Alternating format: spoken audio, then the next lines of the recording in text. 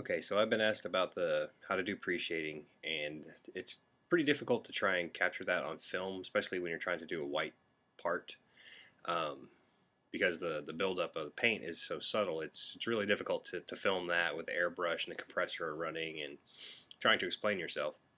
So I set up this little demonstration that I think will be able to illustrate the techniques a little bit easier and kind of give you a quick rundown on how pre-shading works. All right, here's a couple of examples of pre-shading. This is the one that I was asked about in particular. This is a pretty small kit, and it's kind of hard to see in some of the parts, but you'll notice there's a little bit of shading here, where the part is darker around the edges and lighter in the middle, and it's the same way on all the pieces, all the faces, throughout the whole model kit. These areas that are gray, same thing, it was just done with gray and then a little bit of shading on top. It's a little more subtle on the darker parts, but that was just so I would make it, could make it stand out. But this is all pre-shading. It, like I said, it's hard to demonstrate with white pieces just because it's so hard to film that type of thing. This is the second example, and it shows up a little bit better here. This one we used a tan undercoat and then a white highlight, and the same way there's a white highlight in the center of each face on this kit all the way throughout. It's really subtle. It actually shows up more in person, but what it does is it adds a better sense of scale and realism to the model kit, so it doesn't look so plasticky. Okay, so here's the part that I have set up as an example. What you want to do when you're airbrushing is you're going to airbrush each individual section or plate. Like instead of airbrushing the whole part trying to color it, you're trying to do each individual one. You're shading it just to make it look a little more, larger, 3D, worn, things like that.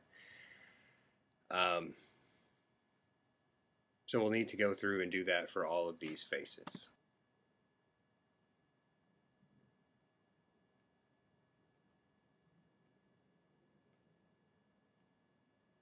And then finally the edges.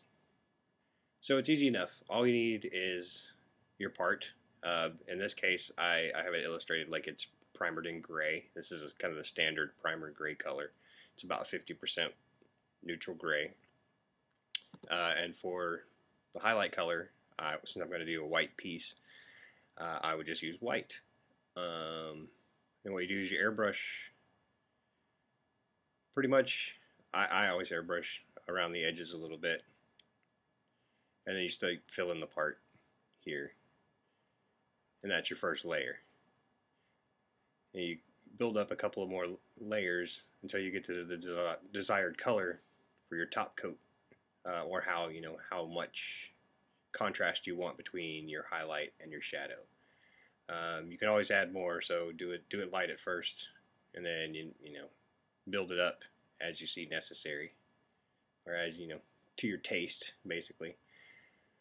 So you see that the shadows are around the edges here. It's kind of exaggerated at this point, but what we're going to do is go through and do this for all the faces and get them to that point. So it's easy enough. You don't even have to be super exact.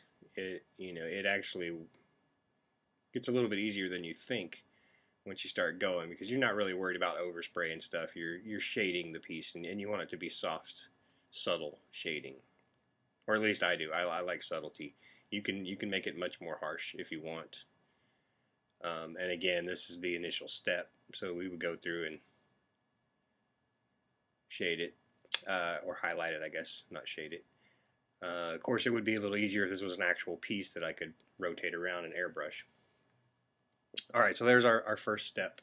We got it basically how we want, and I usually take a larger spray and spray over the whole piece, just to kind of blend it in a little bit better. If it's too harsh for you, this will make it a little bit more subtle, and it helps blend between the highlight and the shadow to make it a little bit more smooth transition. Alright, so there's our part. It's supposed to be white and shaded. So again, you can adjust the amount of contrast here. So if you want it to look dirtier or more worn, you would leave it a little more gray showing, or a little more of the undercoat showing. Now this also works on any other color that you're doing. For example, black, or like a darker undercolor. This would basically be black, like black plastic. And by adding that the same the same levels of highlights, appreciating what we done on the black background, it actually gives us an even darker edge, so more contrast between the two. The gray's a little lighter, so it made it a little bit less. And we can do the same thing with the tan. This is how the unicorn was that I just showed. It has a tan undercoat, and then the white highlight goes on top there. So it's a very subtle difference, but this has a more aged look, I think, and also, I don't know, a little more antique, I guess. And here's all three colors side by side, so you can see this is the primer gray that we started with. This would be the black, and this would be the tan underlay. And here they are with their highlights added. The appreciating is the highlights. It's, again, it's a subtle difference, but you're dealing with white, or you want a white piece. These are several different looks that you can get by doing it this way. I guess this is just our highlights. This is just what we airbrushed. So you're basically airbrushing little squares. If you can airbrush little squares and odd shapes to fill in all of the panels and lines and all of that on your kit, then you can handle it. It's minimal airbrush work.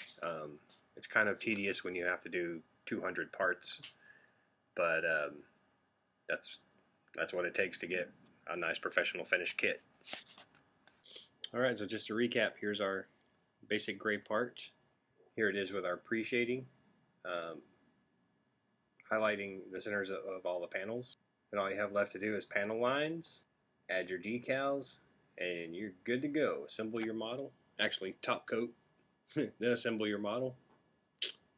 Enjoy.